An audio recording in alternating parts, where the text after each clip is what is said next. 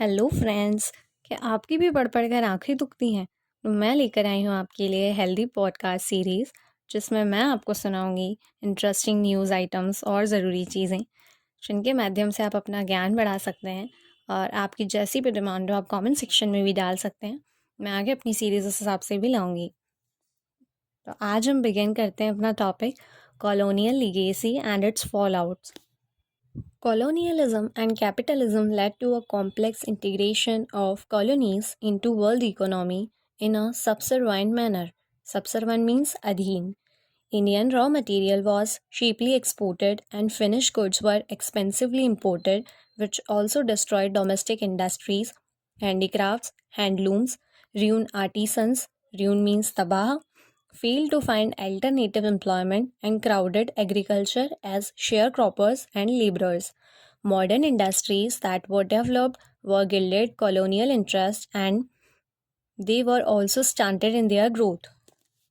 Modern industries that were developed were guided colonial interests and they were also stunted in their growth. Stunted means avruddha. They couldn't even replace the erstwhile home-ground cottage industries, handlooms, and handicrafts. Before 1900, cotton, jute, and tea dominated, and before virtual absence of capital goods and machinery industry and equipment was largely imported.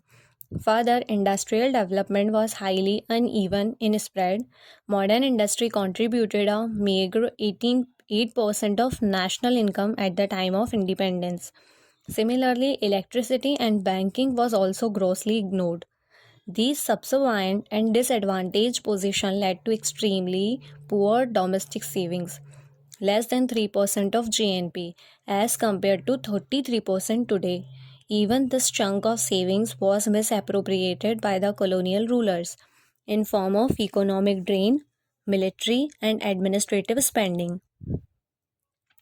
From 1890 to 1947, military spending amounted 50% of total government budget. State support to industries was zero in contrast to most of the European countries at that time. While free trade was established with India, no tariff protection was given to fledgling Indian industry, which was done aggressively at home.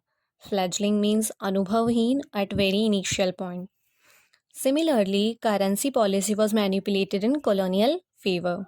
Further, tax structure was highly iniquitous, that is, anyayapurna, as peasantry was heavily taxed and upper class like bureaucrats, that is Nokarshah, landlords, etc., paid hardly any tax. In 1900, land revenue alone contributed more than 50% of government revenues and sell tax another 16%. As a result, poor investment and lack of modernization of agriculture lead to poor produce and stagnation. बिल्कुल स्थिरता. Moneylenders, landlords, and middlemen made the situation worse, and they too find exploitation of the sharecroppers, tenants, laborers easier than investing in agriculture. Prime agricultural land was diverted to commercial crops, leading to problems of food security as well. At the time of independence, 70% land was with landlords and landlessness was a historic level of 28% at time of independence. Land holdings had fragmented to uneconomical sizes. Better means of communication like railways were used not for development of hinterlands, that is Antrik Ilake, but to make inroads for exports of rural goods. Railway freights matlab parivahan, rates were discriminatory and discouraged internal movement of goods and promoted external trade. India suffered many famines despite good connectivity. Last major famine was Bengal famine of 1943, which took toll of more than 30 lakh lives, which was very famous in Indian modern history. Another hallmark of backwardness was high proportion of rural population, which stood at more than 80% at the time of independence. Dependency on agriculture increased from 67% in 1901 to more than 70% in 1947. Education was also underdeveloped, and technical education was even worse, with only 7 engineering colleges at that time of independence. Similarly, health facilities were also poor, and there were just 10 medical colleges by 1947, and epidemics were a regular phenomenon. Life expectancy was hardly 30 years. Medium of higher education was English throughout the country.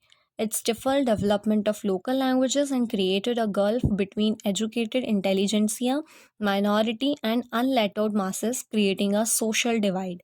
Learning by rote was promoted at the expense of rational inquiry. Rational means logical. Mass education and girls' education were grossly neglected.